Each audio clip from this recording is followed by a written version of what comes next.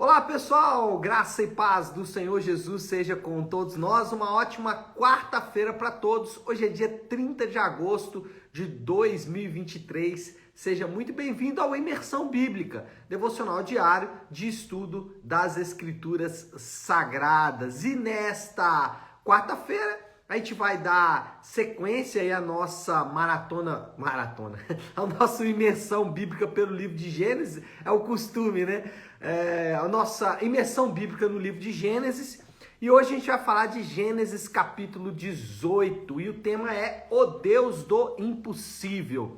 E eu gosto porque essa é uma referência que Deus faz dele mesmo, né? Que referência boa de se fazer de si mesmo, né? Deixa eu ler inclusive o texto. Esse é o texto base aí de Gênesis 18, esse é o texto que vai segurar todo o relato aí de Gênesis 18, que diz assim, é o versículo 14, então Gênesis 18, 14, diz assim: existe alguma coisa impossível para o Senhor?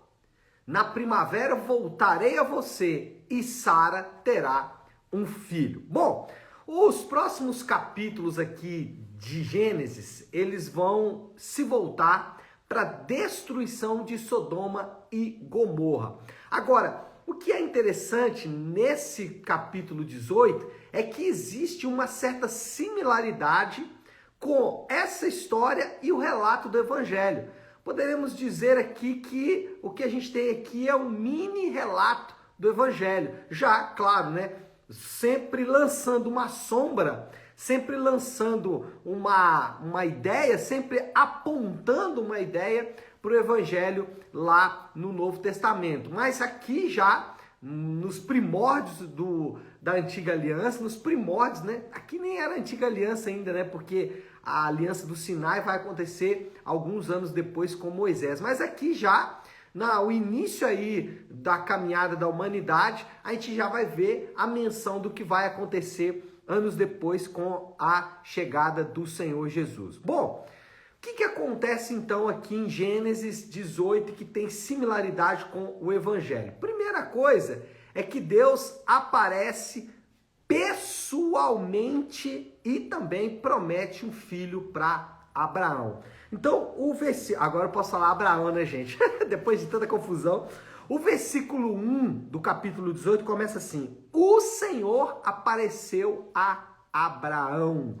E lá no versículo 10 fala assim: então disse o Senhor, voltarei na primavera e Sara, sua mulher, terá um filho. Então Deus não só aparece, como ele também promete um filho. E quando nós sabemos que o início do relato do Novo Testamento, o início dos evangelhos começa exatamente com a promessa da encarnação do Verbo. João, por exemplo, no seu evangelho, começa exatamente dando ênfase ao fato de que agora o homem divino está encarnado em pessoa.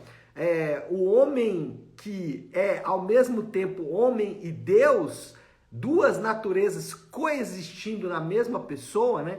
O homem divino e o homem divino é ótimo, né? O homem e o divino coexistindo na mesma pessoa. Então esse grande milagre acontece também no Evangelho. E aqui Deus aparece para Abraão e mais, promete para Abraão também um filho. Agora, esse texto, né, o que eu li sobre o Deus do impossível, que depois no relato aqui você vai ver, aliás, a gente vai até falar sobre isso daqui a pouquinho, mas só para adiantar um pouquinho aqui sobre o versículo, Deus mesmo se descreve como o Deus do impossível. E isso é importante só para a gente poder pensar em dois conceitos que são distintos.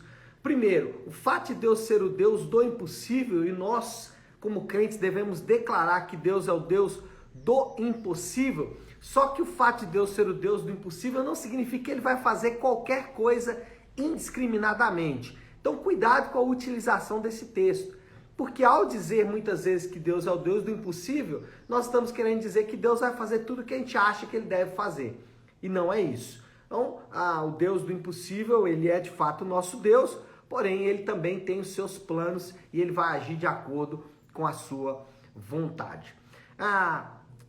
Deus aparece para Abraão e promete um filho, mas esse filho não vai nascer de qualquer maneira, né? Versículo 11 e 12. Abraão e Sara já eram velhos de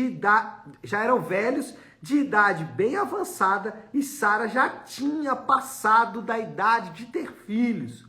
Por isso, riu consigo mesma. Lembra que Abraão riu ontem, né? Ontem foi o dia de Abraão rir, hoje é o dia de Sara, né? Por isso é aquela história de que não é a qualidade da nossa fé que vai fazer a diferença, mas é o objeto. Falei isso ontem, né?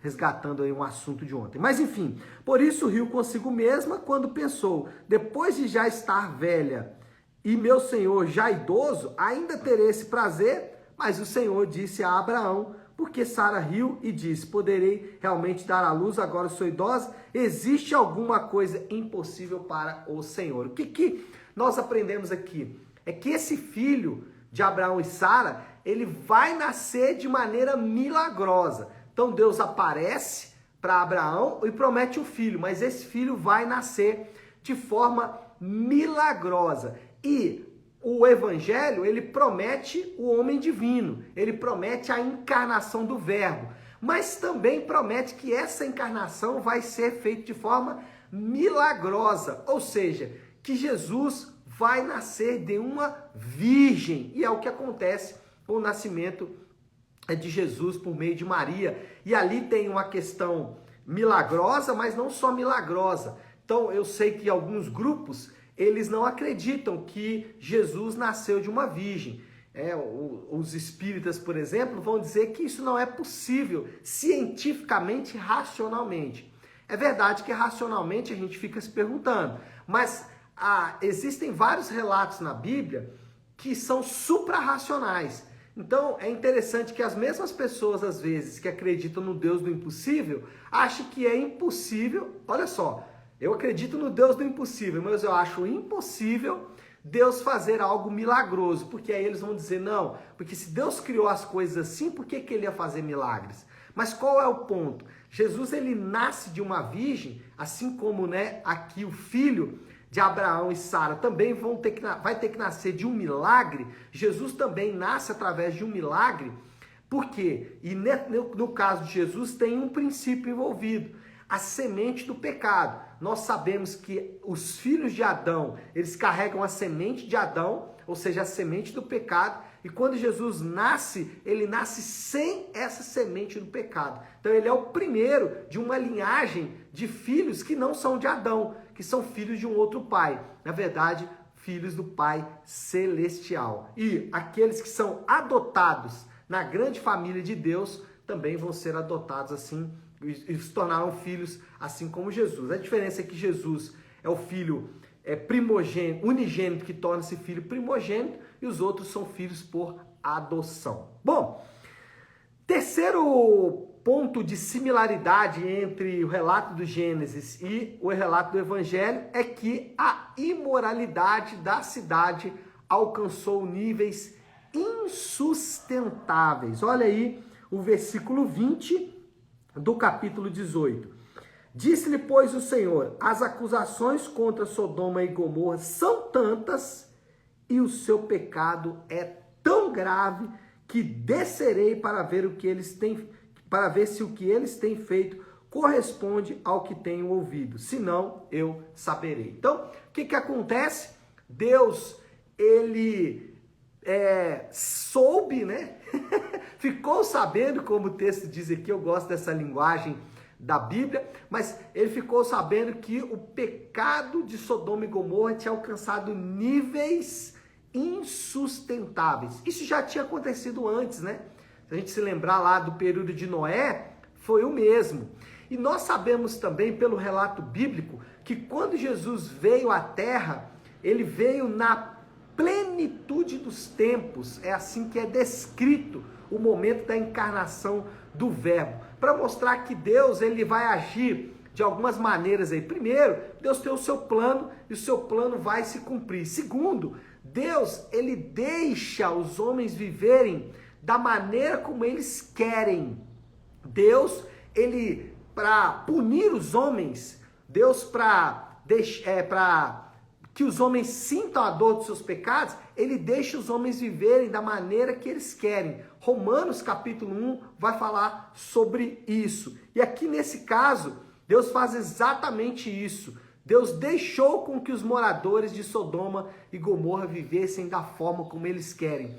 E o relato do Evangelho, ele vai exatamente nessa direção, para mostrar que Jesus ele veio exatamente na plenitude dos tempos, quando literalmente a tampa, né? Ou quando chegou no limite ali, Deus então envia o seu Filho amado. E aí tem um relato aqui que é muito, muito legal, que é Abraão. Abraão se coloca então como mediador. Então você tem de um lado Deus e você tem do outro lado a cidade. A cidade alcançou níveis de imoralidade supremos, né? Não sei se seria essa palavra, mas alcançou níveis de imoralidade insustentáveis. Então você tem a cidade assim, e do outro lado você tem Deus pronto para fazer justiça, porque ele é um Deus justo. E no meio a gente tem Abraão. Olha aí o versículo 25 do capítulo 18. Esse versículo é bem legal porque diz assim,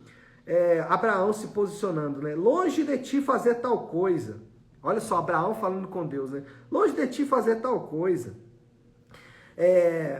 Matar o justo com o ímpio, tratando o justo e o ímpio da mesma maneira. Longe de ti. Não agirá com justiça o juiz de toda a terra? Então, o que a gente tem aqui? Um mediador. Quem é esse mediador? Abraão. Abraão coloca-se como mediador entre Deus e a cidade, né? Para seguir aqui a ordem que estava fazendo, entre a cidade e Deus. E Abraão se coloca exatamente como mediador dessa relação. E esse é exatamente o papel de Jesus. Jesus é chamado no Novo Testamento, aliás, né, temos aí sombras dele por toda a Bíblia, mas de maneira muito efetiva, Jesus é chamado de o mediador, na verdade, o único mediador entre Deus e os homens. Então o que a gente vê aqui no papel de Abraão, mediando essa história entre Deus e os moradores de Sodoma e Gomorra, é o mesmo papel que Jesus vai exercer lá, né, quando a sua encarnação acontecer. Mostrando aí mais uma similaridade entre o relato do Evangelho e esse relato do Gênesis 18. E o que nós aprendemos com isso? Que nós também temos esse santo mediador, que nós não precisamos da mediação de mais ninguém, não precisamos da mediação dos santos, não precisamos da mediação dos espíritos, não precisamos da mediação dos anjos.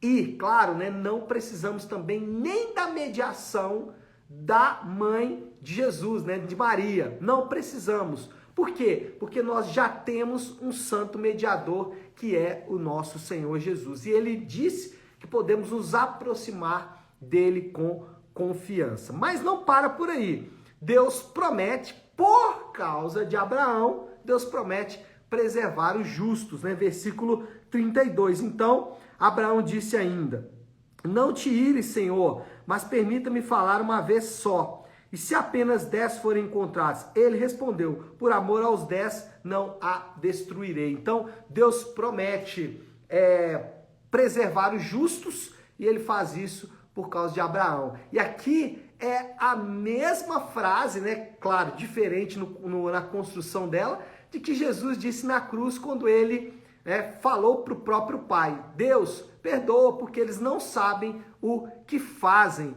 E Deus promete, por causa de Jesus, por causa da obra de Jesus na cruz, ele também promete nos livrar dessa condenação justa. Lembra, né? Os moradores de Sodoma e Gomorra não eram inocentes. E aqueles que serão condenados, e nós também, os crentes, todos nós merecíamos a justa condenação de Deus, mas por causa de Jesus somos preservados. Assim como Abraão intercede e Deus promete livrar, né, aquelas pessoas por causa da mediação de Abraão, também Jesus, Deus promete livrar aqueles que estão em Cristo, aqueles que estão unidos a Ele, Ele também promete livrar naquele dia. E o último texto aqui, já para a gente caminhar para o fim, que tem também similaridade com o relato do Evangelho, é o versículo 33, que diz assim, Tendo acabado de falar com Abraão, o Senhor partiu. E o que significa isso? Irmão, quando terminou a visita para Abraão, Deus partiu para executar o seu juízo. Deus visitou Abraão, teve ali uma conversa com Abraão, terminada a conversa, Deus partiu para executar o seu juízo. Daqui a pouco, o Senhor fará a mesma coisa. Ele está esperando o momento certo em que ele vai terminar a sua espera e ele voltará para executar o seu juízo. É assim que a Bíblia promete. Lá em Apocalipse fala do dia do Senhor. O dia do Senhor vai ser um dia que vai misturar duas sensações distintas. É um dia glorioso, mas também para alguns será um dia de pânico. Mas é o dia que o Senhor escolheu. E aqui nesse texto de Gênesis, a gente tem também o relato do Senhor partindo para executar o seu juízo depois do tempo de Abraão, depois da visita de Abraão. Daqui a pouco isso vai acontecer também. Bom, moral da história aí, já para a gente caminhar para a conclusão, os crentes serão preservados no dia da calamidade pela misericórdia e a bondade de Deus. Os crentes só serão preservados por causa disso. Aqueles homens de Sodoma e Gomorra nem sabiam o que estava acontecendo, né? Estavam sendo preservados. Ou, né, depois a gente vai ver que os únicos preservados foram a família ali do Ló, né, do sobrinho de Abraão. Mas eles estavam sofrendo a intercessão de Abraão mesmo sem saber. E o que a gente conclui de tudo isso é que Deus está conduzindo os seus planos. E o desafio do Léo, a aplicação final que a gente faz de todo esse texto é: descanse no cuidado de Deus. Deus está conduzindo os seus planos. E assim como Deus conduziu os seus planos ali com Abraão e livrou, né, o seu sobrinho, a gente vai ver amanhã, seu sobrinho Ló, assim também o Senhor está conduzindo os seus planos. Tá certo, meu povo? Bom, então é isso. Acho que já podemos orar, né? Vamos fazer isso? Se você puder, então, pare aí um instante o que está fazendo e vamos juntos buscar a Deus em oração. Querido Deus, Pai de amor e graça, Senhor, diante do Senhor nos colocamos para louvar ao Senhor pela riqueza desse texto. Um texto, Senhor Deus, que nos aponta para uma realidade tão linda, tão gloriosa, mas também, Senhor Deus, uma realidade que nos desnuda diante do Senhor. Porque assim como os moradores de Sodoma e Gomorra, nós também merecíamos o justo juízo do Senhor, mas pela intercessão do seu Filho, pelo cuidado e pela obra do Senhor na cruz do Calvário, nós somos preservados. Que nós possamos descansar nessa verdade gloriosa, que possamos descansar das nossas lutas e batalhas, com essa verdade gloriosa queimando em nosso coração. Essa é a minha oração e faço isso em nome de Jesus. Amém. Amém, meus irmãos? Bom, então é isso. Nós vamos ficando por aqui. Que Deus te abençoe. Uma ótima, uma excelente quarta-feira para todos. Fiquem com Deus.